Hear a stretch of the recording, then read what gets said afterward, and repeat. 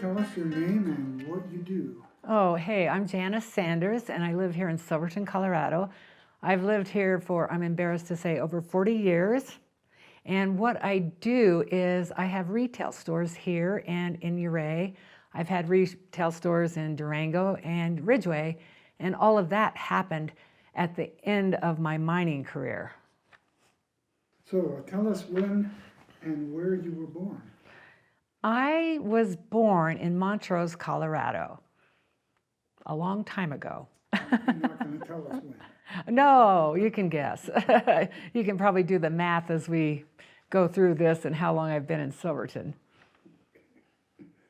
Tell us a little bit about your life growing up. Well, I love where I grew up. My great-great-grandparents homesteaded in Montrose in the 1870s when Chief Ouray was still a neighbor, farming near them. So I really have a rich heritage from that community, and I still have family down there. I lost my mom just a couple of years ago, but we still have our family farm down there where my brothers, they still run that farm, and they run cattle, and they grow hay and organic cattle. So it's south of Montrose. We have a great view of the San Juans, and I'm really happy to have had a rich childhood growing up, selling eggs, milking a cow, selling cow's milk. And I learned all of that from my grandmother who lived nearby. They used to own all of the area from Walmart to, I don't know, miles and miles of land there. And my grandmother was a fabulous person. She raised chickens, and she saved all of her egg money and bought real estate. And I spent a lot of time with her and picked up a lot of good habits from her.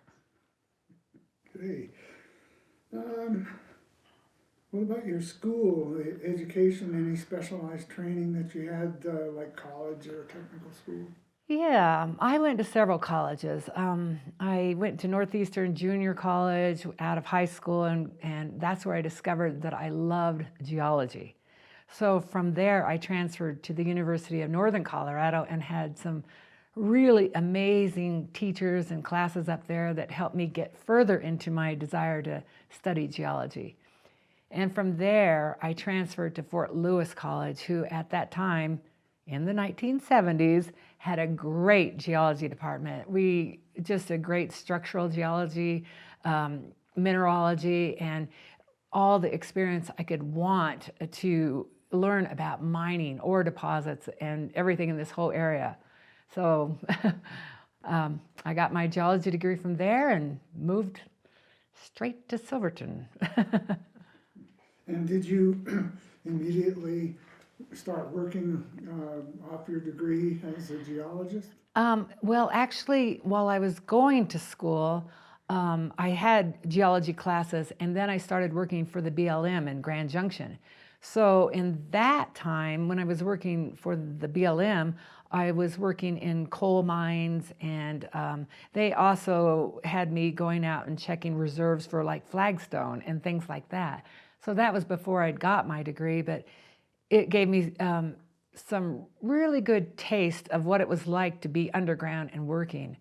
I went into some of the coal mines in the Paonia area, Somerset area, and I had a really interesting experience there. We were touring this mine, and we were for the BLM. And as we went in there, the guy that was giving us this tour, this was just amazing to me. He heard something that none of us heard, and all of a sudden he was shoving me forcefully against the other rib of the coal mine. I didn't know what was going on, and then right about that time, the rib on the other side exploded. So what he had done was shove me out of the way from something that none of the rest of us could perceive. But he was so in tune with the feel of his work environment that he just heard a small noise and knew that the rib or the side of the drift was going to explode. And he pushed me out of the way. It was shocking, though. You know, coal dust flying everywhere. Was this kind of a natural thing that happened? Or? It was a natural occurrence. They could just feel when the gases had built up and there would be a methane explosion. And you got to get out of the way. I didn't have a clue, but it was my first experience of how dangerous it can be to work underground, especially in soft sediments. Really? Let's see, what sort of work have you done throughout your life, both paid employment and work at home with your family?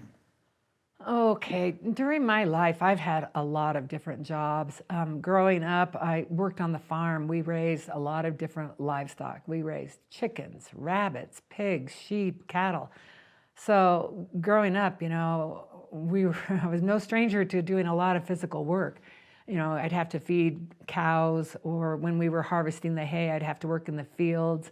From the time I was 7 on, I had those responsibilities. And I think that work ethic and, being outside just was really one of the things that made me fall in love with studying geology, because it was an outdoor experience. That's what I believed, so I pursued it. Great. Well, we've already kind of discussed the kind of jobs you had here in town. Oh, I've had more than that in town. I've worked also here in the town of Silverton, where in between, jobs, mines open and mines close. And just because I was young and energetic, even while I was working in the mines, I had other jobs. Usually, I'd go to the mine in the daytime, and in the evening, I'd wait tables. Or another job I had here for a couple of years was I was a janitor. I cleaned restaurants at night. I waited tables. I've had other jobs too, and can't remember all of them, but I did enjoy those jobs. Okay. So basically, it was your childhood upbringing that got you interested in mining and that kind of work? Yes, it did, because I was outdoors all of the time. We lived in the country. I lived, in Montrose and also in Crawford, Colorado, and any opportunity I had a huge group of cousins, and we all lived on the farm. We would explore all the time, and often our explorations led us to digging. So I remember digging selenite out of the Mancus Shale in Montrose and thinking we'd found diamonds. So we were always exploring. So I think it was in my blood from when I was a child, digging and finding rocks and thinking they were something that they weren't. Yeah. So you must have found some leverite at one point. I found a lot of leverite that I kept. Would you tell our audience what leverite means? Well, leverite is when you find a rock and you think it's gold because maybe somebody was painting with spray paint, a little bit of paint got on it, and you see that sparkling thing and you think it's gold, and it's really just paint, and you should leave the rock there because it's going to be washed off. So you think it's something special when actually it's just gravel. So that basically means just leave it right. Yeah, you leave it right there. You leave it right where you found it because it's not worth anything. Okay. Can you tell us anything about how profitable some of the mines were that you worked in? Well, I've worked for quite a few mines in the area. I worked just a little bit at the Osceola mine. I don't think that mine was very profitable. I can't really tell you how successful they were or not. It just seemed that was not a mine that was going to make a lot of money. I worked at the Old 100 for an oil company that was exploring there. It was called Asamara Oil, and they might have been profitable because they knew how to mine investors. So that mine I worked at the Brooklyn mine. That mine might have had potential. I just don't know that it had the ore reserves. I worked at the Sunnyside mine. That was probably my longest stint. And yes, that mine was profitable as long as gold prices held. Yeah, so that was primarily a gold mine? The Sunnyside mine was primarily a gold, silver, lead, zinc mine. It was a narrow veins with right then when I was mining there, we used electric engines, so there wasn't, diesel smoke and things like that. But narrow tunnels, narrow veins. Yeah, but I think gold was their major moneymaker. Silver, nice accessory mineral. And of course the volume, more silver than gold, but gold had the value. That was in the sunny side. Okay. What can you tell us about the history of some of those mines that you worked in? Well, I'm not much of a historian. I have this philosophy that if somebody in your family does it, it just bores the heck out of you when you hear it all the time. I know this is not the right place to say that, but my grandmother was a historian. Scott is a historian. He and I were married for years, and every time we go anywhere, it's a history lesson. And sometimes I just tuned out. So my history is I failed. It was not a class in high school I liked. So can you tell us what it was like being a female working in the mines with all these crusty old miners? Well, I have to tell you, the thing that probably protected me the most was my naivete. I was very naive. But in hindsight, I'm going, oh my God, I can't believe it. We had a doghouse for the geologists and engineers on the F level. And one of the geologists posted nude pictures of women all over the doghouse, which, I just thought, I'm the only woman here. I just have to pretend like I don't see it. And I think it was really awful that he did that. But there was this one surveyor, he was also really offended by it. And, I think he was ahead of his time. He had the courage to rip them all down and destroy them and, call the guy out on it. And I also had things like one of the mine crews had a nickname for me, which it was in Spanish, and I had no idea what it meant. I thought they were calling me peaches, but in Spanish they were calling me tits. So I didn't know that. Let's see, what else? There was this hoistman that just hated the fact that there was a female underground. So in the morning when you would go in on the man train to go underground, it was really courteous for everyone to turn off their headlamp, and we'd have a 10-minute ride where we'd all just kind of rest to get ready for the day ahead and, just chill out for that ride, and then everybody would get off and go to their levels. For the whole ride, he would sit somewhere where he could shine his light directly in my face. And he was just, I'll go ahead and say it, I think he was an awful human being. Yeah, there was other things, but that's what I really remember the most. So I understand that there were some superstitions about females working in the mine or even going underground. Is that true? There are superstitions about females underground. A lot of people thought that they would bring bad luck or cause a mining disaster, and if there was a chance that some terrible thing happened that day, it was because a female was underground. No one ever confronted me about anything like that, but I know that there were some people who were very suspicious or, just a little standoffish because they did hold those superstitions to be true. There's a lot of superstitions in mining, and who knows where they come from, but maybe there's some truth to it. Who knows? I hope I didn't cause anybody any harm. Okay. Let's see here. So basically you worked as a geologist.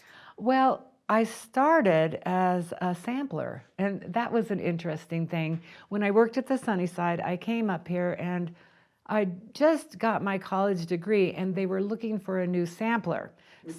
What is a sampler? I'm going to tell you what a sampler is. So the geologists would go underground and they would map the stopes that the miners were working in, the areas the miners were working in, and they would have somebody go along behind them and chip rock samples across the vein.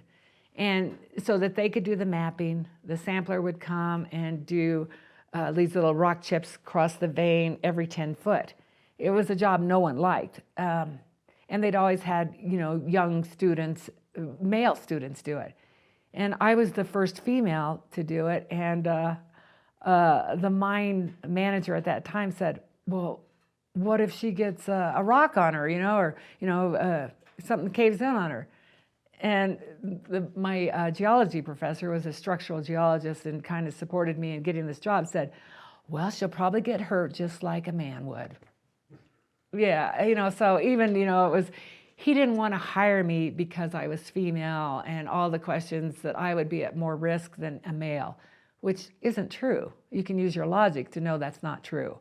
I bleed, a man bleeds. We get cut, we bleed. We get hit by a rock, we're going to get hurt. It's just, it doesn't matter what your sex is. Yeah.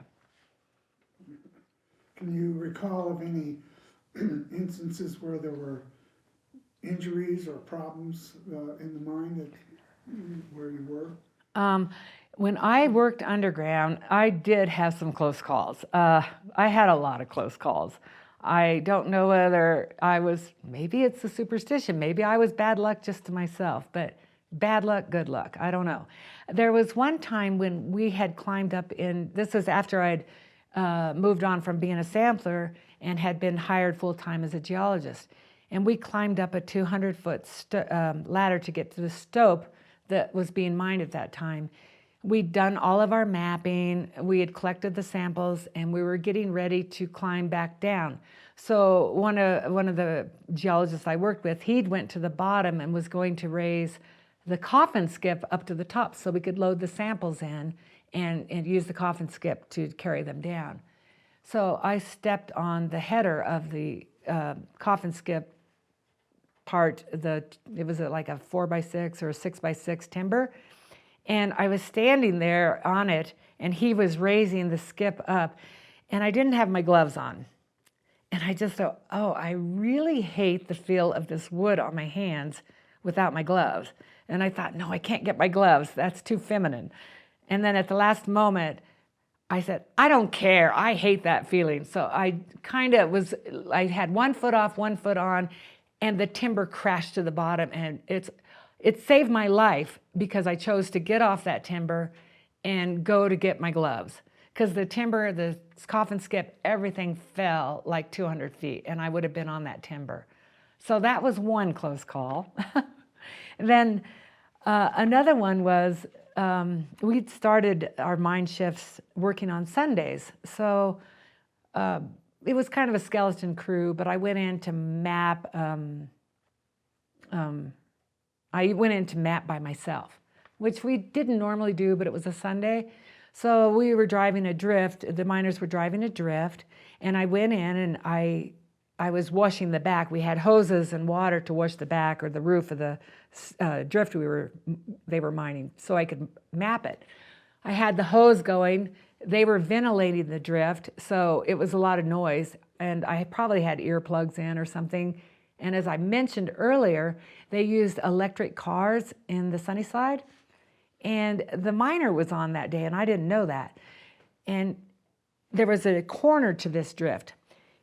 So I was there with my back to the entrance of the drift, and I was washing the back, and he was bringing the train around this corner. It hit me full on, so I got hit full blast by the train. And it just crashed into the back to me, threw me into the rib against the rock, knocked my hard hat off, and I was a little bit hurt.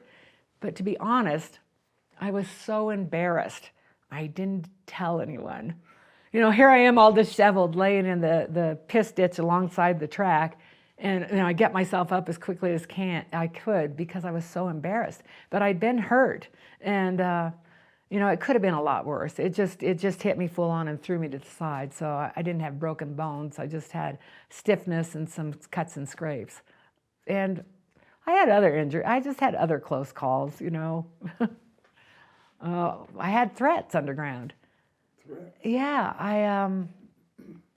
I was, again, going to, as a geologist, I went in to sample stopes that miners were working on, and I was by myself. And I came out, and these guys confronted me, kind of cornered me, and accused me of stealing their high grade.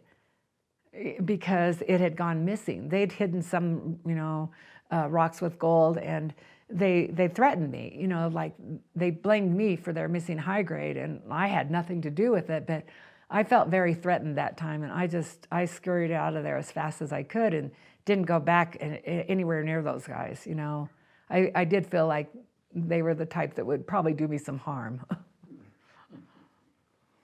So you basically enjoyed your experience for the most part? Yeah, I enjoyed my experience working as a mine geologist in an underground mine as a female. I wouldn't have these stories today if I hadn't been there. So I feel like it was a true opportunity to be part of what I like to think of today as the end of an era. I'd been in mines in Montana, the Canadian Rockies, and then I got a job here in this mine at the Sunnyside and the other mines in the area that I'd worked in. And I'm so happy for that chance because I won't have it again. And I don't think there are many other people that will have that opportunity.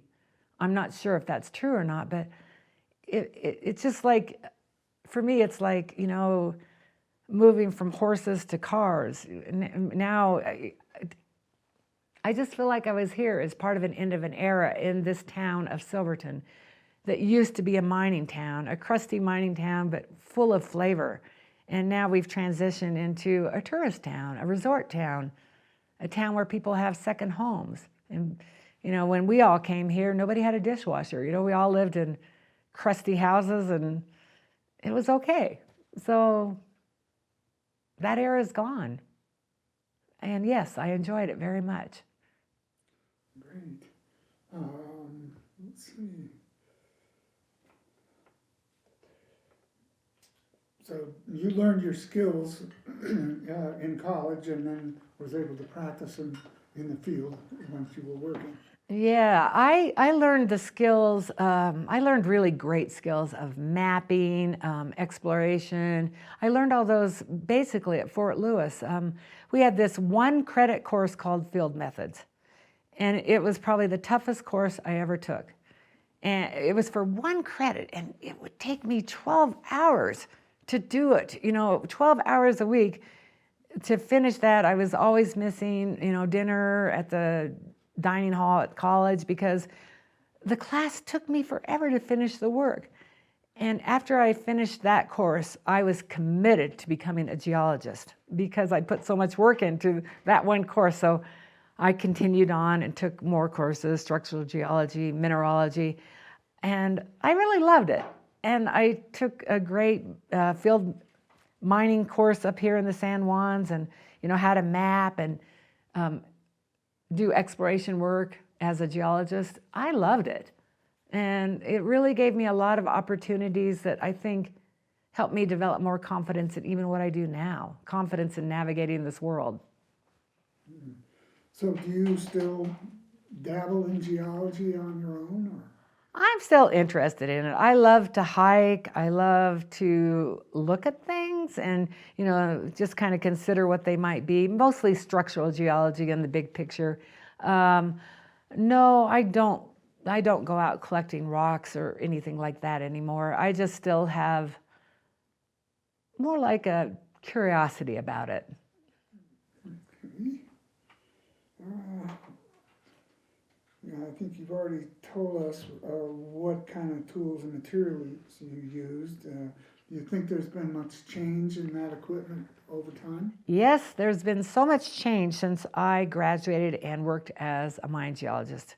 When we used to map, we take a 100-foot tape and roll it down the drift or the stope we were working in. Then we would take a tape measure, and every 10 feet, we would measure the width. So that's how we measured the drift that we were working in or the stope we were in. And then we would sample it. And I know they do it differently now. That was our survey method. A tape measure, we would use it as a plumb bob, just drop the tape and figure out where we were on the footage going horizontal. And it was pretty effective. It was accurate enough because we would work off a survey that the surveyors would give us. But I know it's changed so much. I mean, we used plane tables back then. Nobody knows what that is, you know. What is a plane table? Oh, I can't even explain it to you. It's a table where you just, you lay it out. It's almost like a slide rule, you know. It's an old method that works, but now they've got so many, you know, laser measurements. I think they're very advanced to where I was. Yeah. Well, I know that a lot of the tunnels that I have been familiar with, their surveys were absolutely right on the money. And that must have been pretty difficult to do in the dark, where you don't have much of a reference point. Is that accurate? Yeah, you know, I think back and, you know, and I know those maps from the 70s, the engineers, the surveyors, they worked in the dark. It's dark underground. I don't know exactly how they did it, but I think they did a pretty good job. But I did get in trouble one time because I came in on a Sunday, those days when not many people were there, like the skeleton crew. I went up on sea level where they were wanting to move higher and higher up where the gold seemed to be more prevalent. And so they were mining back up towards Lake Emma again. And it was on the Little Mary vein. And I went in on the stope that these miners were drilling. And I walked up to the face of the end of the stope, and there was a hole. And I'm going, oh, well, that's interesting. I stuck my head in the hole, and it was just a big cavern. It was like being in Carlsbad Caverns, just big, open space. And then I stuck my head a little further in, trying to look to see what was beneath me. And I'm going, I'm not sure I'm standing on anything. And what had happened was the Little Mary vein had self-mined itself from E level to sea level, so that they'd taken out more rock than they'd guesstimated or estimated. But when I went down and wrote my report, I called it a survey bust. So I was sort of accusing the surveyors of being inaccurate, which was not the case. You know, they were accurate. They just hadn't accounted for the Little Mary caving in on itself. And as they were taking ore out, more ore had been removed. So we had this big cavern, and we'd already mined it. It's self-mined from down below. So the surveys were very accurate. And that time that I had said they had a survey bust was incorrect. You know, I made a wrong statement. I made a wrong assumption, but it was a very dangerous situation because those guys driving that drift were working on, you know, rock that could have caved self-mined any minute. Yeah. Boy. Okay. Can you think of any other accidents that occurred that maybe you weren't directly involved in, but that happened while you were working? One of my my geology partners, you know, Scott had just reminded me of this, and I knew it had happened because, you know, we'd get down there, we kind of did the regular job. It might seem, you know, really adventurous, but, you know, sometimes it can be monotonous. You just do the same thing every day. You go sample where they're pulling ore from so that they can get a ratio to pay the, you know, whoever the vein owner who has stock in the vein. So my geology partner had gone in, and he was riding the back of the train, and, you know, to dump the ore, and, you know, we'd catch a ride to shorten our day, but he didn't let go and hop off the back of the train before it dumped over the grizzly. And, you know, he woke up at that time, hung on, but it drug him across the grizzly, and he did get blood clots from that, you know, and that was a bad one. And oh gosh, I know Scott got his finger smashed. It was, you know, it sounds minimal, but it was bad. You know, a crushed bone. Yeah. We all had close calls. Sometimes from not paying attention. Sometimes it just seemed like a random accident. You know, one time, this was a close call. I was working with another geologist, John Wright, and we were up on B level. And he was definitely more experienced and, you know, knew so much more than I did. But we were long holing up there, which is, we used a jackleg to long hole into the rib to see where a vein was going. And I would be there as the rock was washing out of the long hole. I would catch it with a sample bag just under the water. The water would flush out of the hole and go into the sample sack. Well, he'd started up that jack leg and it got loose. It's a hydraulic machine driven by air, and it got loose, and he was fighting it like riding a wild tiger or something. It was throwing him all over, and I really don't know what happened, but I just reached down and turned the air off. It was like, I don't know how I knew to do that because I was pretty green, but it rescued him before he got pinned to the back or something. And he could have been hurt pretty bad, and we looked out for each other. It was cool, and I think that's the part of mining we don't think about, but we sometimes do a lot of teamwork and we look out for one another. Yeah, so, yeah. Okay. Let's see. Do you have any other interesting stories that you can recall? Well, yes. That stood out? Well, another time, one thing that stood out, my job as a geologist was to go in and I would look to see who had shot around on the night shift. And I would go and sample the face where they had shot it, and so I could sample it, and we would test the ore. Are we still on track? Are they still on the vein? So I went to sea level, the incline on sea level one time, and I was walking up there, and it was supposed to be empty. Nobody was supposed to be up there. I was in a lot of areas all by myself, but that day I saw 3 lights bobbing around, and they saw me coming. They saw my light, not me personally. And they couldn't hide, but I got up there, and 3 guys that were supposed to be on a lower level were high grading. They'd left their level to go up to see what had happened with that blast from last night to get high grade. And, immediately they went up and they started handing me high grade, kind of like a bribe to keep me quiet. And I didn't take any, but I just left, because that's a scary thing. These guys were making a lot of money on high grade in those days, and I didn't want to be a part of it, and I didn't want to be at risk because, that they felt threatened that I would report them. I didn't report them. In hindsight, it's like, what should have I done? I don't know. I'm here today, so maybe that was the right choice. Okay. How about anything about unions? Are there any issues there? Well, we didn't really have unions. I was never part of a union. I think I mentioned earlier that I didn't know much about history, but I know that unions were very helpful to miners in the past and that they were important and protected them. But at this point, I was never a part of a union, and really didn't have much union talk that I was ever involved in or heard about while I was employed at Sunnyside Standard Metals. Okay. How do you feel the opening and the closing of the mines impacted the community? Well, the opening of the mine, this is really interesting because that mine, I think Lake Emma burst into the mine in 1978. And I wasn't here at that time, but I came as a sampler in 1980. And at that time, there was a lot of mud and gunk and stuff happening in the mine. It was a lot of cleanup.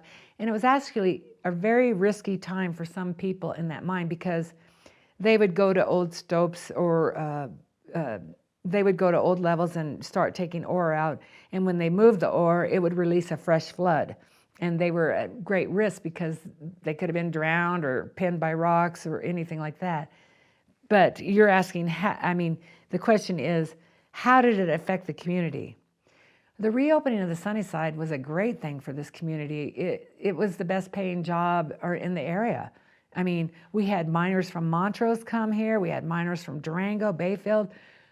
The mining jobs in the 1970s, early 80s were the highest paying jobs that someone like me was aware of at that time.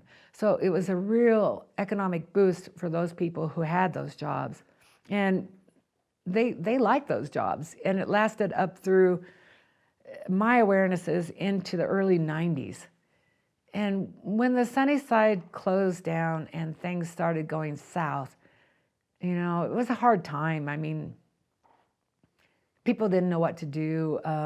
There were offers to send people to community colleges to get re-educated into different programs. A lot of the guys took up that, and I had already stuck my fingers into retail. I mean, I did that almost immediately when I moved here, and you know, started businesses. So I had already started some businesses in town, and you know, it was cheap to buy real estate then, but it was hard on the community. It was really hard, and you know, a lot of people had to leave the school. That was the hardest thing. The school used to have basketball teams, track teams, and it was part of our entertainment to go to the school functions and events, and that went away. People had to move.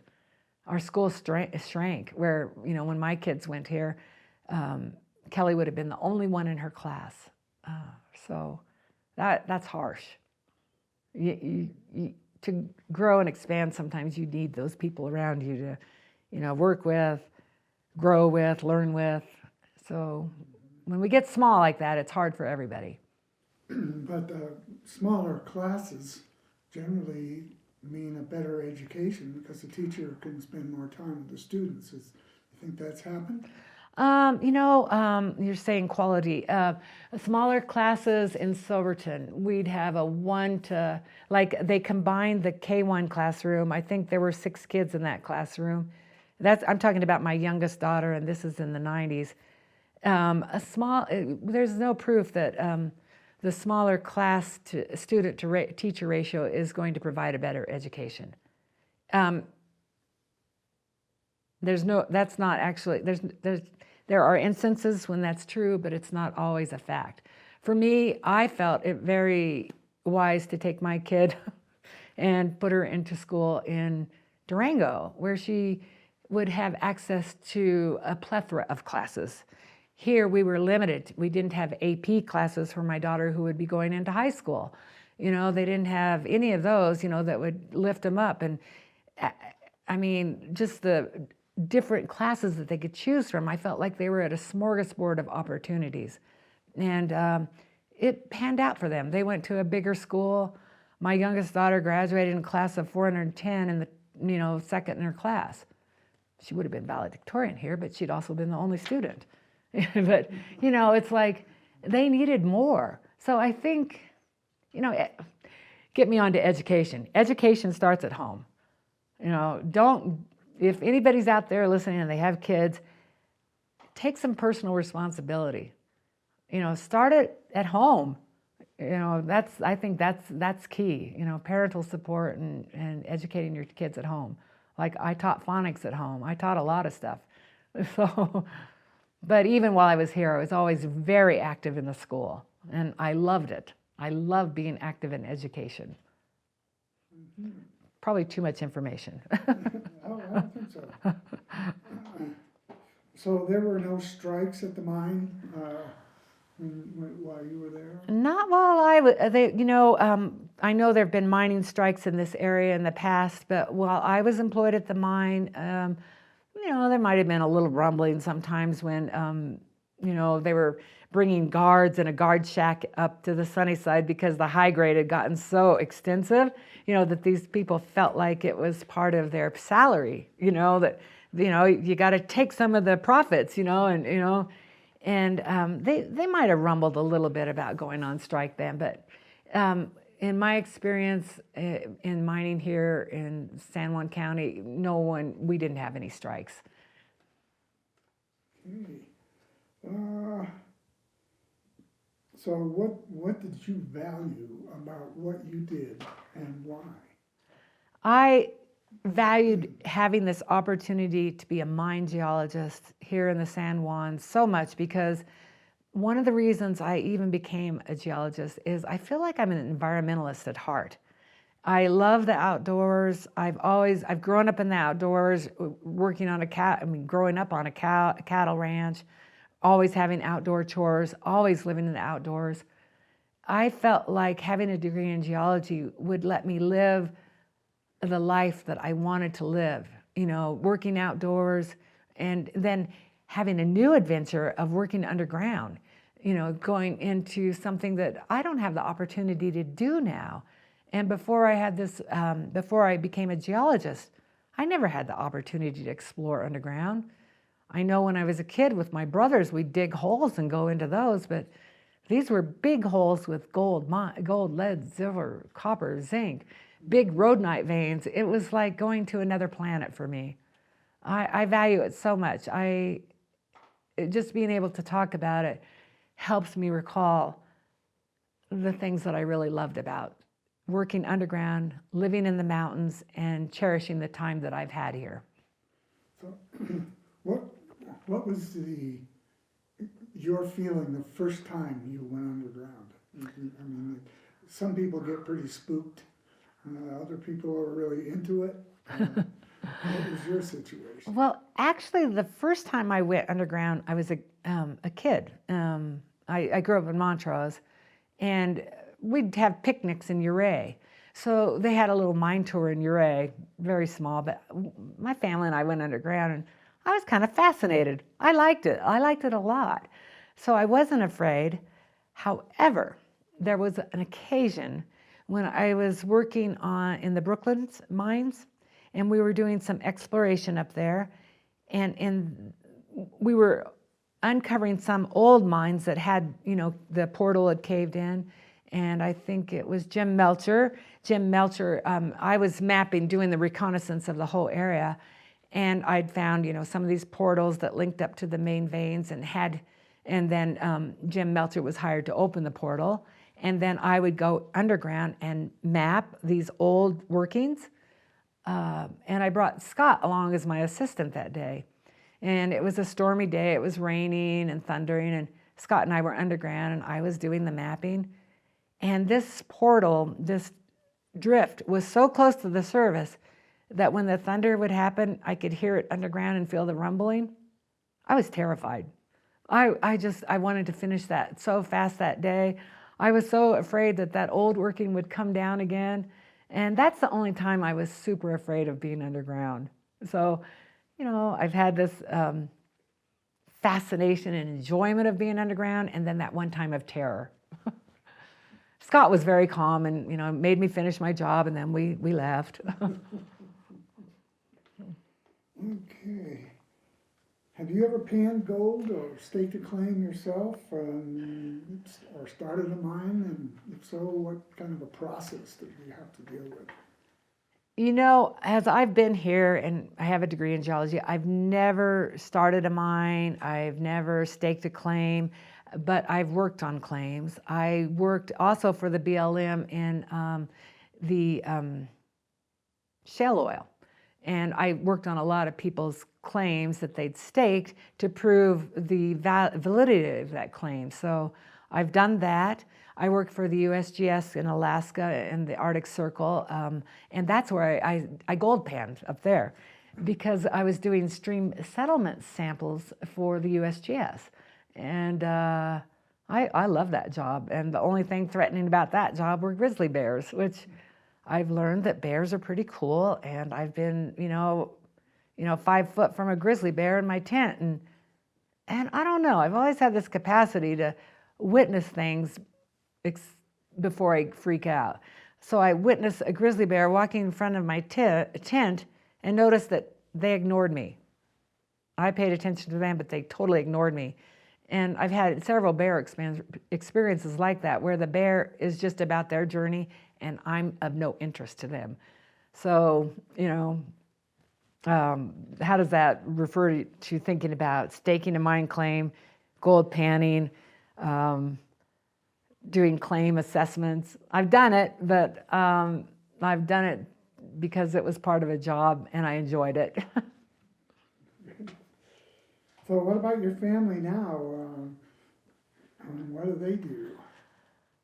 I still live in Silverton, and right now I have 2 grown daughters that live here in Silverton. They've both gone off to colleges all over, and they're back here because it's such an amazing place. But I think sometimes you have to leave an area to realize how wonderful it is. You have to get out of here and discover that, wow, this is a paradise. So they're back, and my family of origin, they're still in the Montrose area for the most part. They're still raising organic cattle and raising hay. They're also subsidizing their farming with being carpenters, and they're redoing the historic Wright Hotel in Uray right now. My mom still was on her ranch until she passed away about 2 years ago. I still have a lot of family and big family in Montrose are still in the ranching community. So none of them are geologists. Scott Fetchenheimer is my ex-husband. He's still here in town, and he works really hard on historical preservation. He still works really hard to, keep our history alive. So I think it's kind of, we're all in a good place. Okay. So do you belong to any organizations?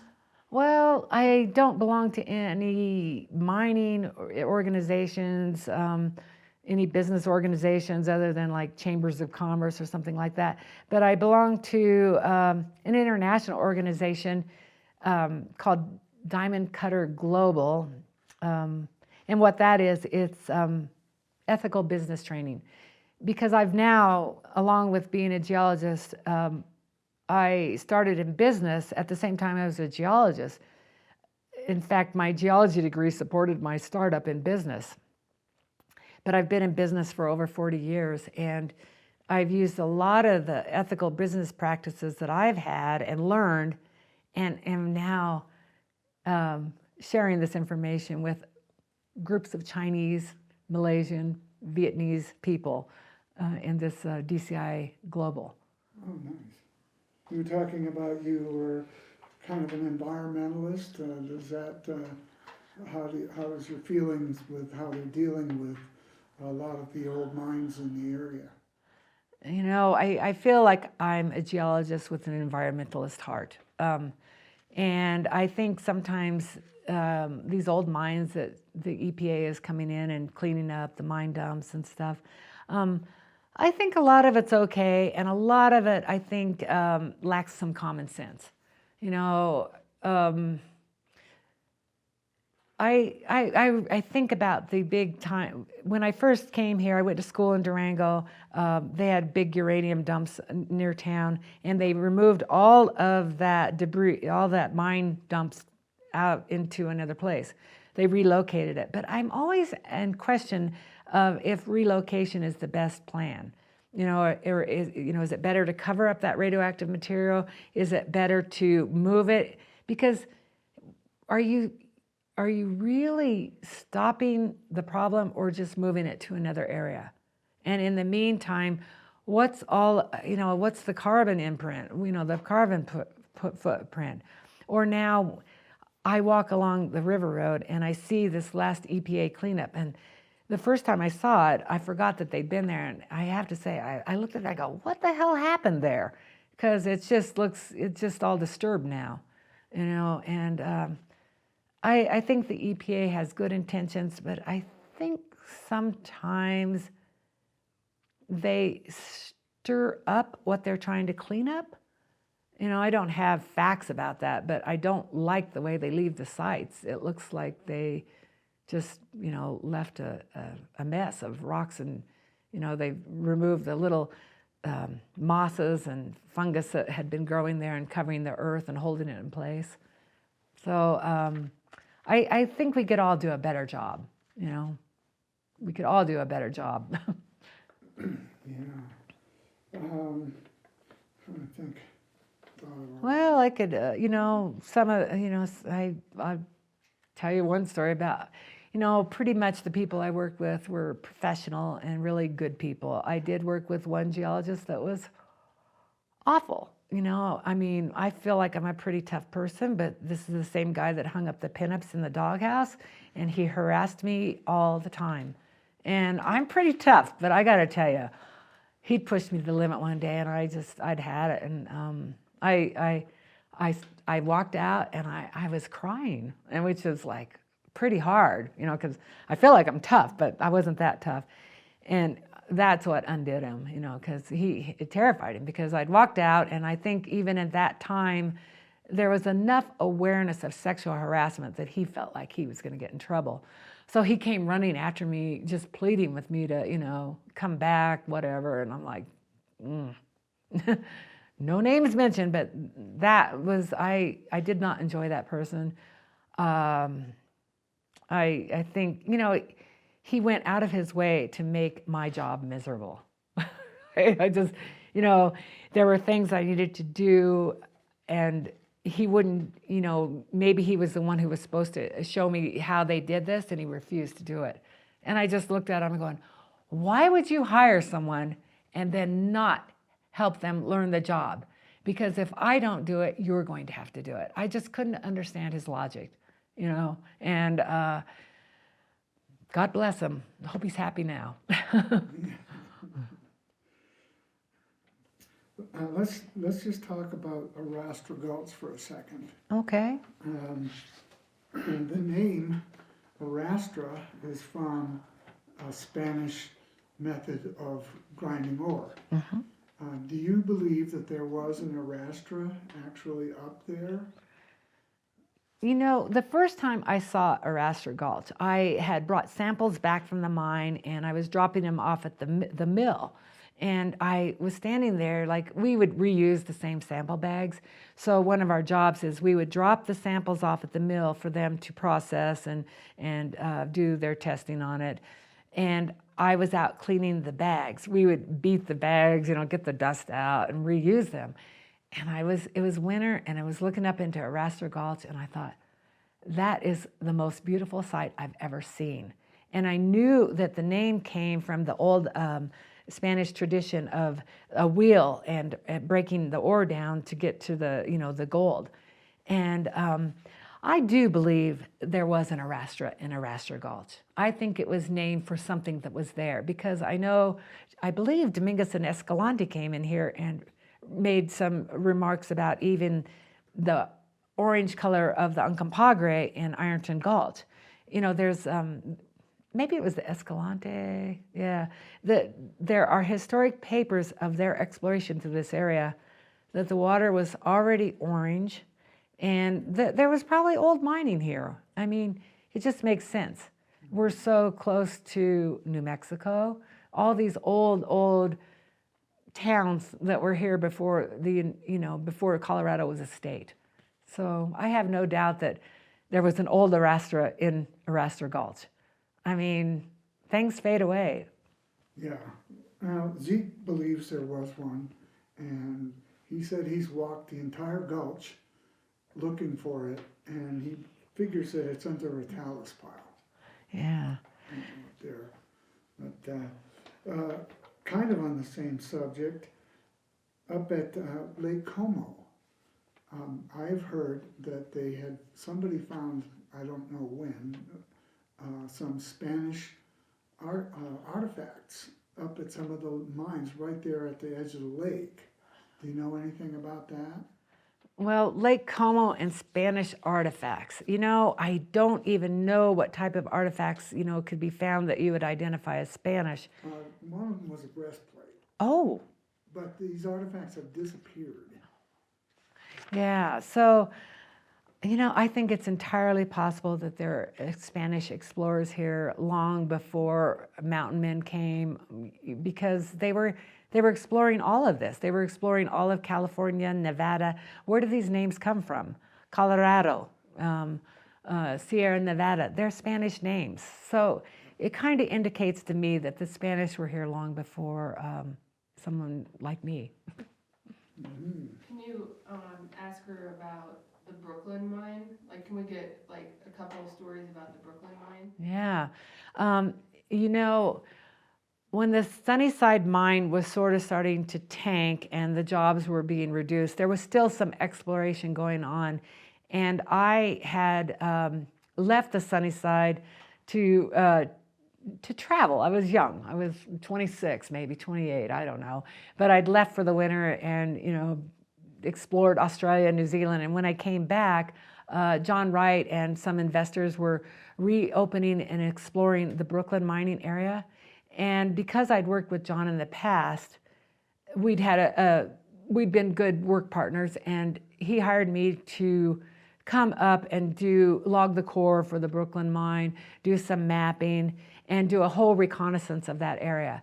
And it was just an amazing job. It fit my description of my love of the backcountry, because doing the reconnaissance of that area, I was outdoor hiking all that area every single day and mapping it, looking for the old portals, that might have been buried, getting samples from the mine dumps, and then figuring out which ones we should go in and map. It was one of the best jobs I've ever had. I loved it. And I think about it every time I drive from here to Ouray, because I didn't have a four-wheel drive to get up there. I had borrowed an old truck from my brother. It was like a 1960 Chevy, big, old, rusty truck.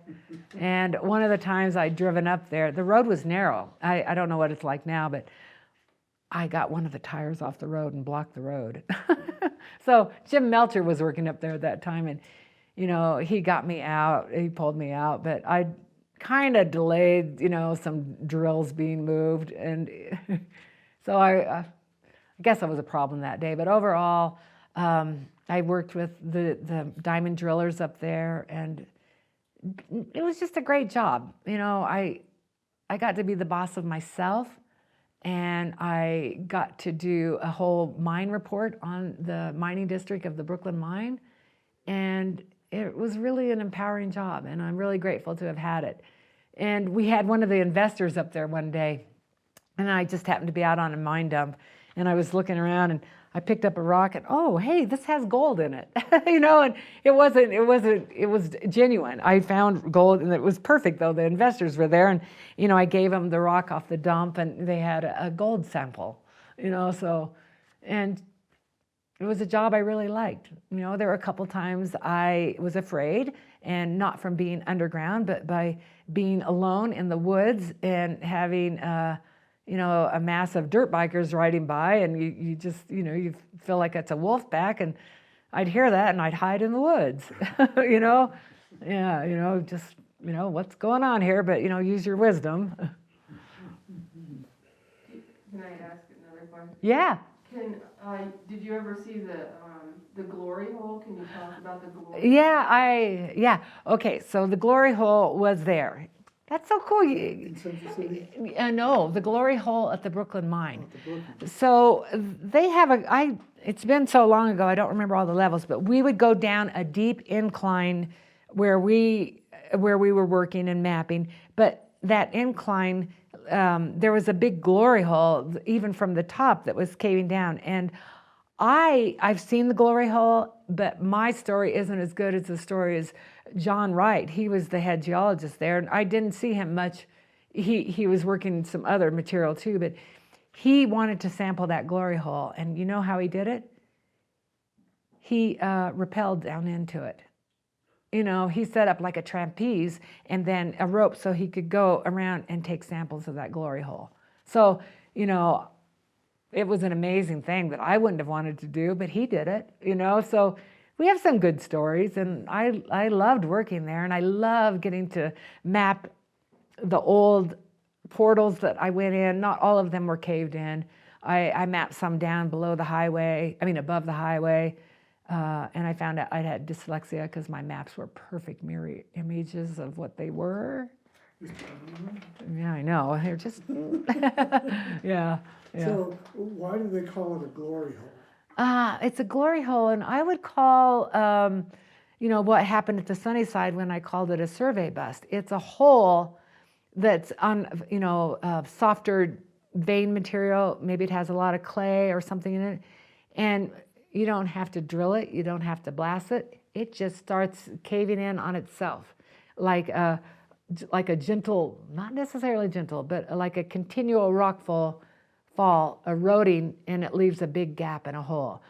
Sort of like the sinkholes that you hear about in Kentucky, the solid rock is breaking down and going, eroding out the softer material, and it just caves in on itself. And what you have is a vast hole, maybe 300 feet deep or more in other areas. Have you seen the glory hole up there at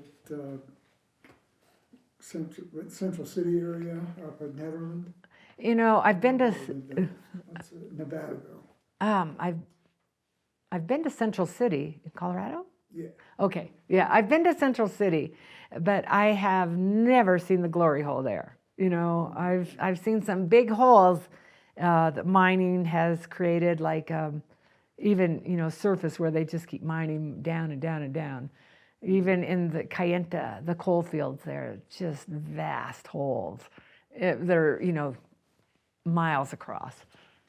I visited the glory hole there at Central or Nevadaville, and I four-wheel drived up from the back, and because they give tours of it there, and it's basically just a big hole, but you can see in the walls of the hole old workings going in. So I can't decide whether it was a natural thing like you were describing, or whether they actually dug the hole out. Yeah. But it's pretty fascinating. It is fascinating. I think mining is a fascinating area. I mean, that we can mine, break rock, and get the metal minerals we need out of that rock and utilize it in other ways. I think it almost seems impossible, but that's what we do. Well, the old saying, if you can't grow it, you mine it. If you can't grow it, you mine it. Yeah, it's so true. Yeah. And it is true if you think about it. I mean, we depend tremendously on metal. I mean, especially now with exotic metals, and heavy metals and weird things like that for all this technological. Rare earths. Yeah, the rare earth metals are real popular now. I was talking to, his name's Chad, and he's a miner. He was working in a uranium mine,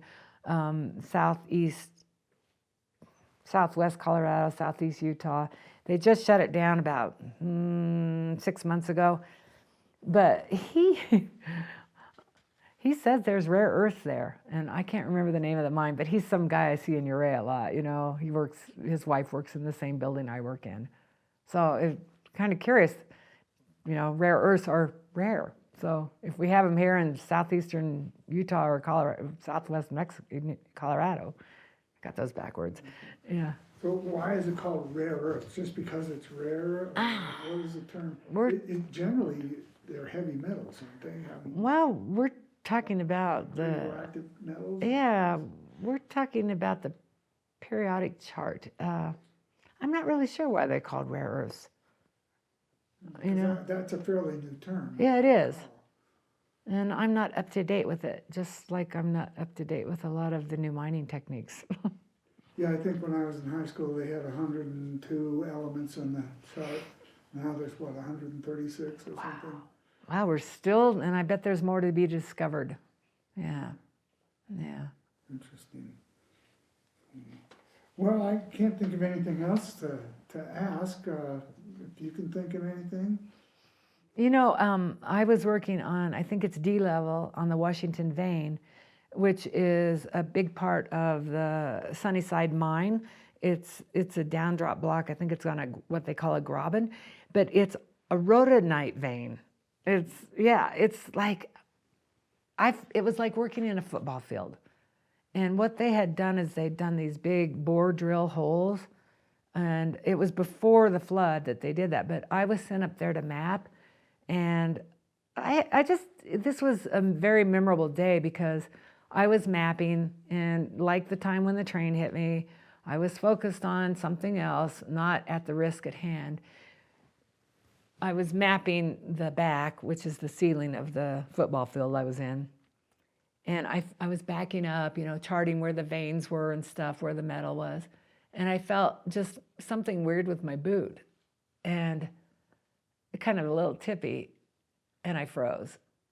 I was on a 400-foot precipice, ready to step into it backwards. And I, just like grabbing my gloves and jumping off that heading before it crashed with the coffin skip.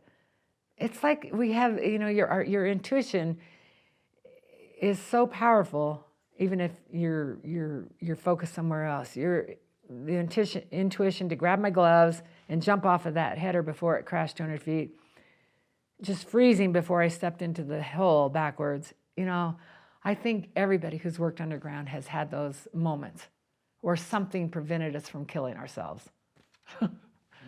Those are some of I think there's so many more of those instances that I've had that I can't even remember while underground. Yeah, so Yeah. just out of curiosity, why do they call it a coffin hoist? Oh, because it's, it's about 6 foot high, about 2 foot wide, and 18 inches deep. It looks like a coffin, and it'll go up a narrow manway, They had to be narrow. It can't be a full-size elevator. Coffin skip, it's like dragging a coffin up and down a manhole. It's like, they don't make those too big because that's a waste. They're not going to get They were ore. primarily designed for hoisting tools up and down. Hoisting tools up and down. But people rode them. Yeah. And I have heard that one of the reasons it was called a coffin hoist is because the way you had to stand in them, you'd fold your arms like you were in a coffin. So I don't know if there's any truth in that. Well, a coffin skip. Yeah, they look like a coffin, and you have to squeeze yourself into them. And they were a convenience. I don't think they were, I think they had to be built to give people rides up and down so we didn't have to use 200-foot of ladders, or it wouldn't make sense they were 6 foot tall. Right. So it's like, cool nickname. It is. We have one on exhibit. I saw that. They have one here in the mine the museum here in Silverton. Yeah, come and see it. We should probably call this a day. Okay. Okay, well, thank you very much, Janice. Appreciate it. Well, thank you for this opportunity. It's been a pleasure to remember all these things in my history.